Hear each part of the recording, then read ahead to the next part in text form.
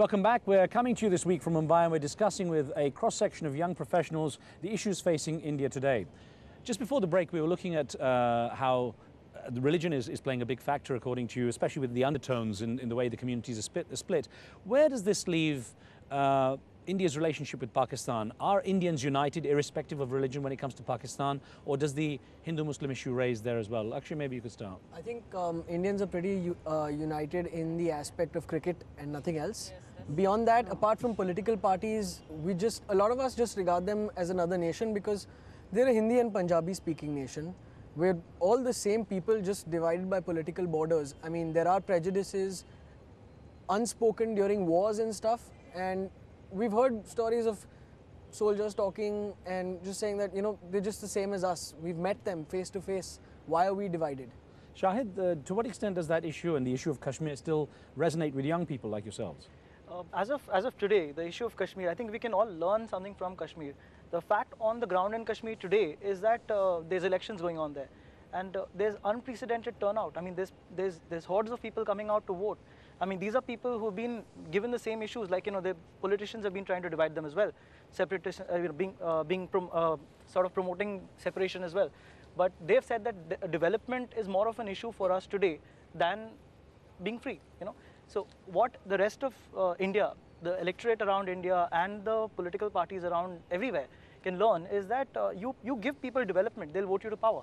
You give them real issues. I mean, dividing people and trying to rule over them is not a good thing. You're making people fight. I mean, that is something which I've always felt strongly about. You know, if you're going to make two brothers fight, people who live next to each other, you're going to make them fight just because you want to get into power. And if we as a people are voting the same guys into power and over again, then I guess we deserve people like them. You know, we deserve. We're not being educated. We're not being told. You know, right from when we are like kids. I mean, even like people in the villages, they're not being told what the real issues are. Because the people who can are not doing anything about it. And the people who are doing something about it are the politicians, and they are the ones who have the infrastructure to go there. The best from the worst. Exactly. Which is always bad. Yeah, we don't have a choice. So we need more young and educated politicians, new school, who don't have an agenda, who have new ideas, they don't have an agenda, or probably from well-off families who don't have money. Do you see any? Do you see any out there? I would quote the example of a small political party. It was founded by 4 students from the IITs, that's the Indian Institute of Technologies. Now they swore that they'd do everything according to the book. It would be all above board. But then in India, probably the money part, it plays a huge role. You have the money, you can bribe the, you know, the voters as such. I agree. But more than the money, you see, the thing is the people who are voting, I mean, what percentage of the people would know what an IIT is? True. Now, what I'm saying is, if you recently checked out the Jago Ray campaign by Tata Tea, now that the awareness isn't there. The class I spoke about after the Jago Ray, after that campaign, a lot of people, if you go around asking people, did you vote? If their answer is no, if you ask them why didn't you vote, they say who to vote for. They're all the same.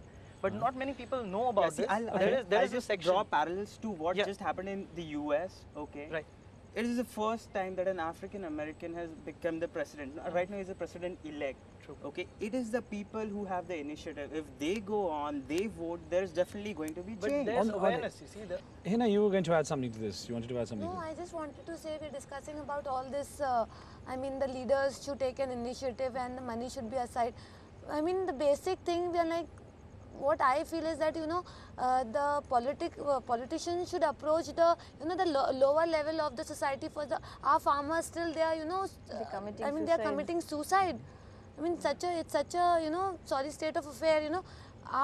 Within our country there's like so many issues which need to be dealt first rather than, you know, looking on the bigger prospect. But then that's a reflection on the economy. See, the focus of the economy has in the business that has come to India. The services is probably the largest contributor to the Indian GDP. But the economy, the agriculture is the backbone of Indian economy. I do agree, but it contributes only 15%. It contributes only 15%. The services contribute 60%. So the focus has been on those people. On this issue of services, or at least looking for business from outside, and Tanishq, I wanted to ask you about this. Do the young generation that you meet, and through the schools and so on, do they look to the West as a model, as many did for in India for many, a couple of generations? Not now. I think they are very much content in what we have here, and they look toward India for more job opportunities, and somehow we always rebound.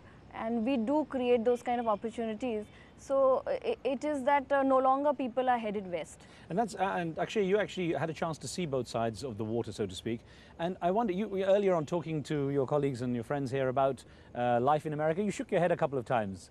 So in terms of what America represents to you, what it represents to many Indians, you know, what does it represent? It represents an absolute partying lifestyle. That's all we see about it. I mean, Isn't that a problem here as well, though? Isn't That's one of the not issues? true. it does represent that to an extent, but as I wouldn't live there. I saw small town America. I saw what it is basically, where people are not too aware of anything that's happening beyond their own town, beyond their own state. I have a funny story. And when it comes to America being a role model, I think everyone's trying to break the mold now and doing something innovative on their own. It's not a role model anymore. Well, listen, as we're literally out of time, but I want to get from each of you, and maybe I can just go around again, starting with you, Akshay. Where do you see India, say, 10 years from now? Just in a sentence. A superpower. Economic, military? All around if we play it smart.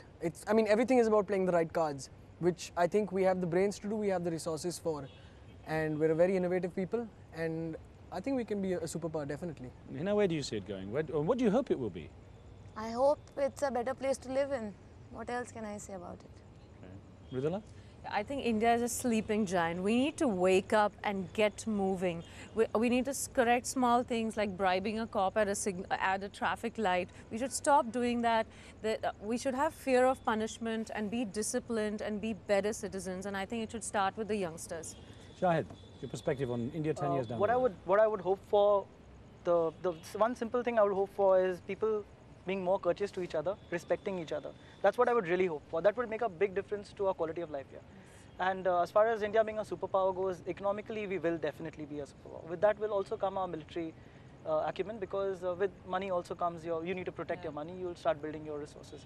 Okay. And we are also in a very strategic place, location geographically, we are right in the middle between east and west, so we'll definitely be up there. Okay, Vikram? I would say India would be a superpower, economic of course, along with China, but I would see more of it as a place where there are more opportunities to the people of India themselves, and it is they who will take it to being that economic superpower. That is how I see it. All right, and Tanishq?